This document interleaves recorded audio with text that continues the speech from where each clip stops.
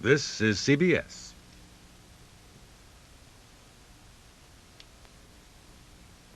Coming up, hints of Allied moves to keep oil flowing in the Persian Gulf. A student shot dead at a Brooklyn school. 3 arrests in a Bronx kidnapping. And Warner's Yankees and Cosmo's highlights. Channel 2 News live. The 11 o'clock update with Rolland Smith and Michelle Marsh. Warner Wolf with sports, Mr. G's weather, and the Channel 2 News team.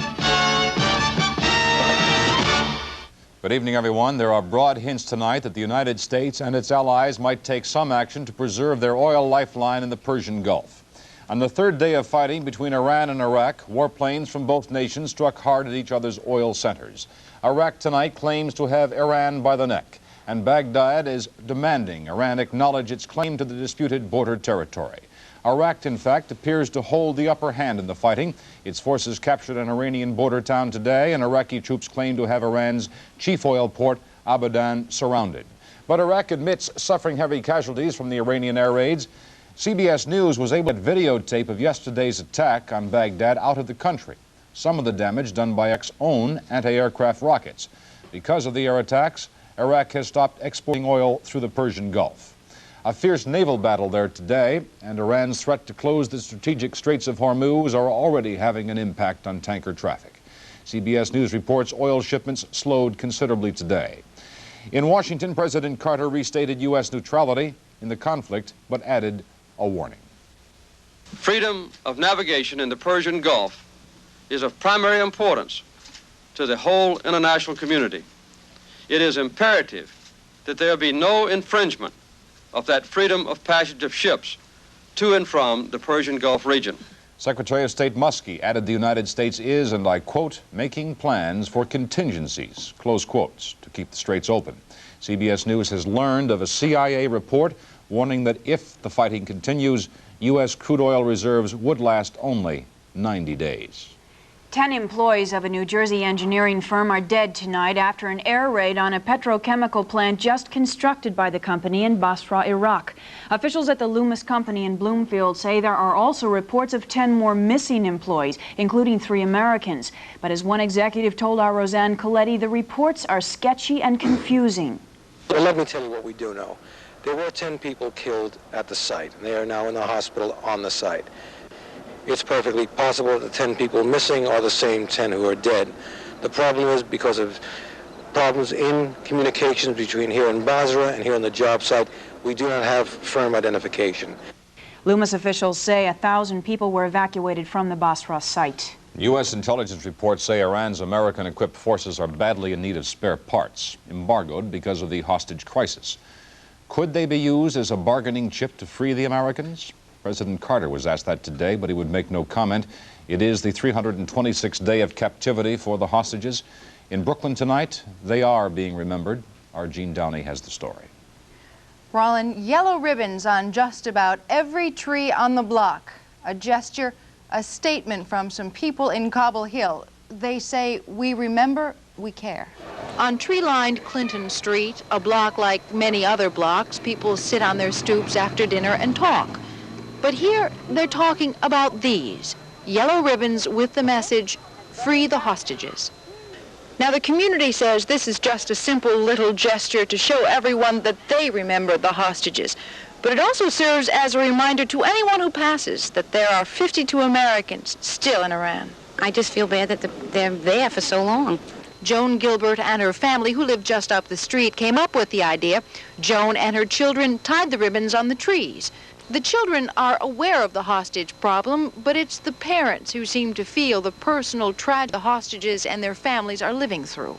Living in a neighborhood that we do, a lot of people here consider each other family, even though we're not related. Mm-hmm. And the hostages are human beings, and they're family just because they belong to the United States. Mm-hmm.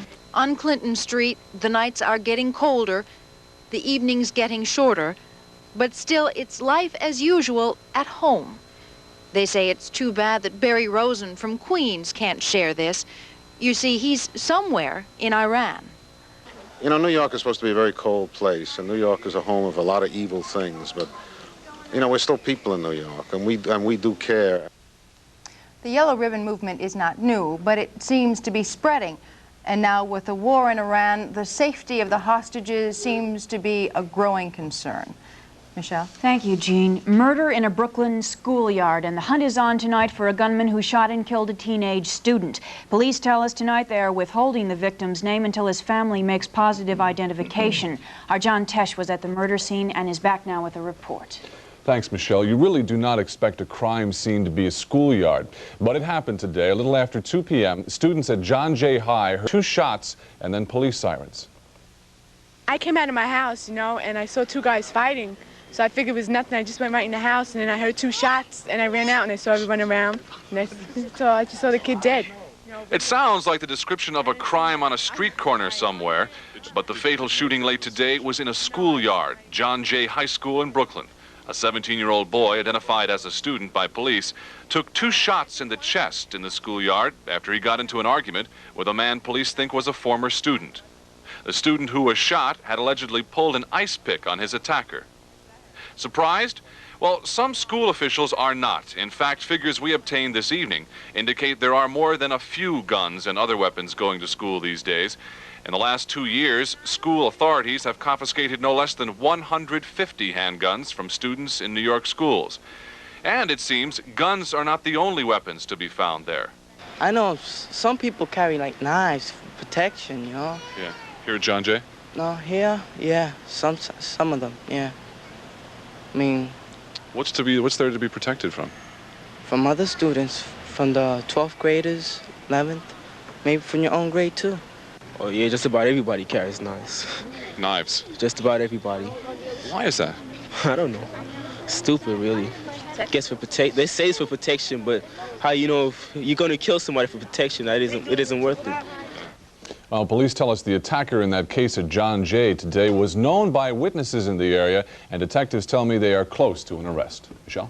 And 3 more arrests in the Klinghoffer kidnapping case. William Cody, George Carlo, and Barbara Doherty, all of the Bronx, are charged with kidnapping Leon Klinghoffer, a retired liquor store owner and alleged loan shark. A police spokesman told me tonight that one suspect, Cody, escaped in July from Green Haven State Prison. Klinghoffer has been missing for 10 days. His family paid a $50,000 ransom, which was picked up outside a Manhattan singles bar, but the pickup man gave FBI agents the slip, and Klinghoffer is still missing. Still to come in tonight's 11 o'clock update. A new magic number for the Yankees, Warner with highlights of the Yanks and the Orioles, Conrail's $2.79 explanation for last night's scary derailment. And John Anderson visits New York and directs a blast at President Carter. We have those stories and more, so stay with us.